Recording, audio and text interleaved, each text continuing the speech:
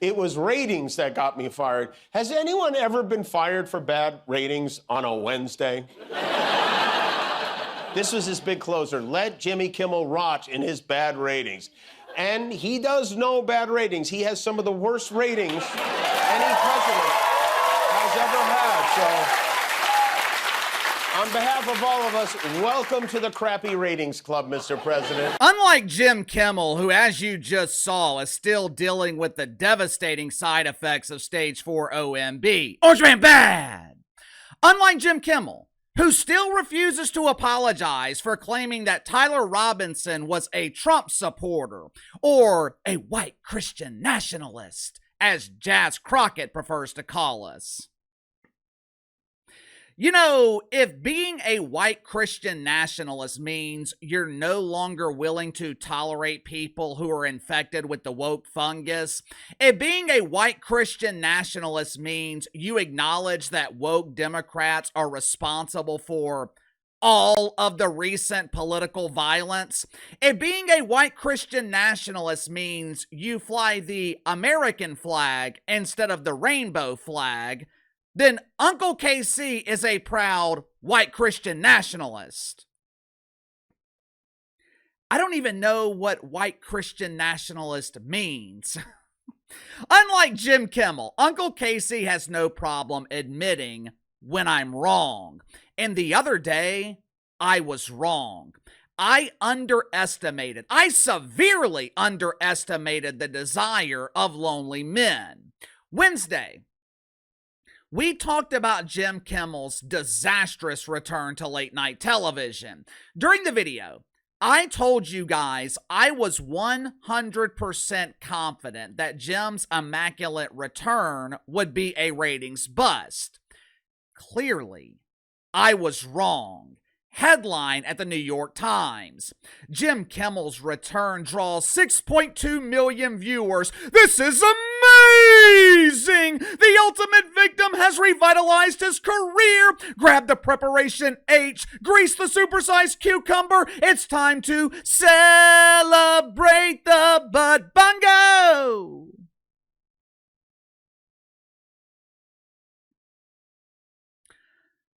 I'll be honest with you. I'm having a very hard time believing that number. For starters, a third of the country couldn't watch Jim Kimmel Tuesday night. Of course, most refused to watch by choice, but even if they wanted to watch this bastion of make-believe masculinity, Jim's late-night dump wasn't available because Sinclair and Nexstar are refusing to expose their markets to this toxic turd. I'm not saying ABC is lying. I'm not accusing ABC of adding several million coats of polish on this turd. I just find it strange that ratings for Jim's immaculate return were readily available less than 24 hours later, but if you try to find ratings for the show Wednesday night, they're mysteriously unavailable. We had Tuesday's ratings less than 24 hours later. But here we are, 36 hours from Wednesday night's show, and ratings have yet to be released. I wonder why. You know, it's strange how ratings seem to mysteriously disappear at ESPN and ABC. Later on today, going to be talking about ratings for the WNBA playoffs on ESPN getting lost in the pooper. But all I can go off of right now is the numbers that they are reporting. But let's just assume for a second that these ratings are accurate. Let's assume that Jim Kimmel pulled off a miracle and had 6.2 million people sedated on Tuesday night. Even with that impressive number, it does not mean that Jim's career is safe. Matter of fact, Jim Kimmel is still riding the wiener down the yellow brick road and is well on his way to being fired. Make sure to like and subscribe. You can follow me on Twitter at KC_BTL84. So I want to get to the sponsor for today's video, my good friends at Chapter. One thing most people don't realize until it's too late, dealing with Medicare can be an overwhelming experience. Countless plans, rules, penalties. Fortunately though, There is help available, and that's where Chapter steps in. Chapter's an advocate for seniors to help you choose the right plan for your needs. Chapter is completely independent, which means they're only incentivized to find the right plan for you. Uncle Casey actually tested out their services. Mom turned 65 back in January. Now, both my parents, they already had insurance plans, but had Mom call Chapter anyway. Long story short, Chapter told my parents they already had the best plan available. There was no need for them to change. That is the kind of honest service that Chapter provides. Look at it like this. If you were wrongfully sued, you're not going to court without your attorney, right? So why would you deal with the hassle, the confusion of Medicare without an advisor in your corner? Even if you already have coverage, Chapter might be able to find you a better plan. You literally have nothing to lose. It's free. So call today, 510-279-3616. Have Chapter find the right plan for you. Headline at CNN. Jim Kimmel's ratings bonanza continues. You're my hero, Jim. I love you. You love me. Both our shows don't draw ratings. We're two dudes lacking masculinity, and we lack integrity.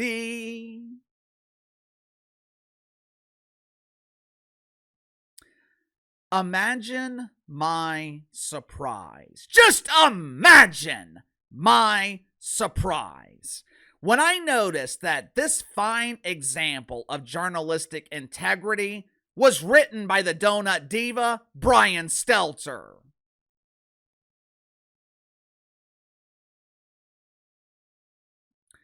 I was genuinely surprised by this. I didn't know that Brian Stelter could write. The only time I've seen him use his fingers is when he's putting them through the hole of the donut. According to Brian Stelter, Jim Kimmel is a huge success. Outside of his return Tuesday night, the Donut Diva could not highlight Jim's success on television, mainly because it doesn't exist. So Brian Stelter pointed to Jim's success on YouTube. My fellow nerds, I have great news. Jim's monologue Tuesday night has 20 million views on YouTube. Wednesday night he has 5 million. This is great!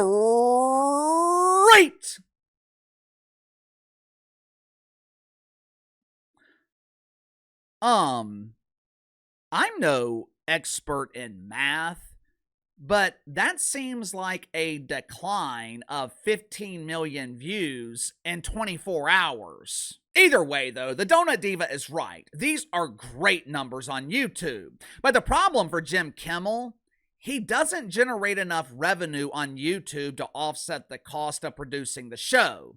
You know who else is popular on YouTube? Stevie Colbert. Clips of his late night turd generate millions of views from lonely men. You know what Stevie will be doing next summer? Looking for a job. While it's true that Jim Kimmel is experiencing unprecedented success for now, the question going forward, is this sustainable? Obviously, an average of 6.2 million is not sustainable. But can Jim Kimmel average 2 million, 3 million? Even if he averages 3 million, would that be enough to save his job?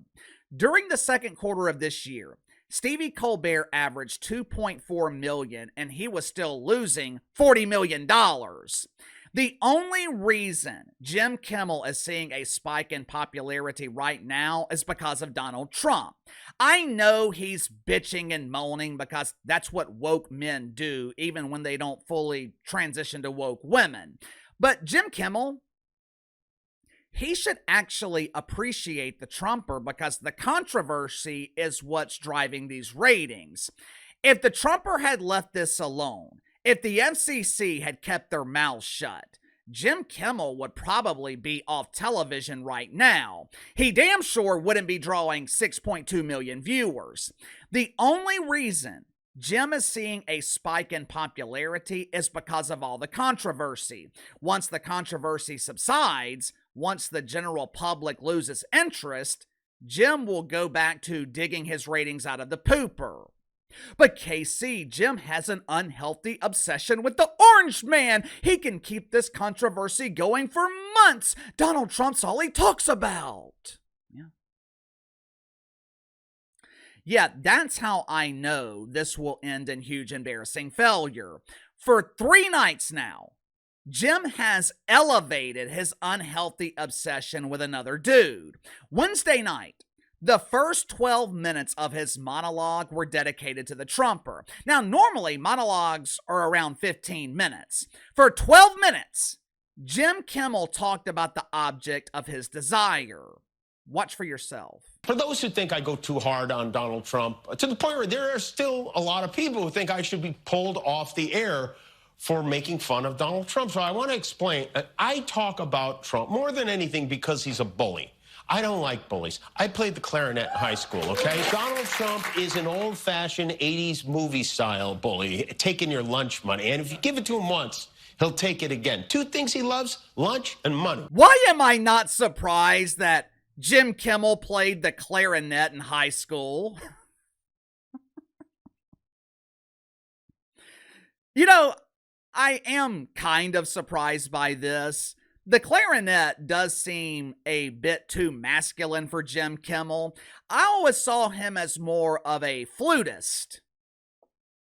But Jim Kimmel brought up an interesting point about bullies. We often have this conversation on the channel Discord server. One of my channel members is young. I think he's 19 years old. And like most young people, he's got a tendency to see the world in black and white. He tends to see situations where there's always a clear right and clear wrong answer, when the reality is, most of life is shades of gray. Oftentimes, there is no clear right or wrong answer. Oftentimes, there can be positives with things that are clearly wrong. I think we can all agree. Bullying is wrong. The 300-pound offensive lineman picking on the dork who's going to be a future librarian, that is wrong.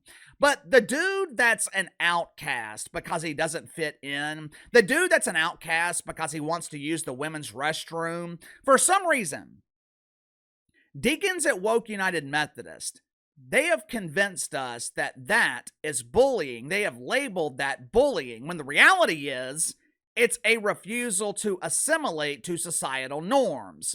What's happened over the last few years, normal people have been told to be tolerant under the guise of not being bullies. Normal people have been told it's wrong to reject someone who doesn't assimilate to societal norms. And look at the end result.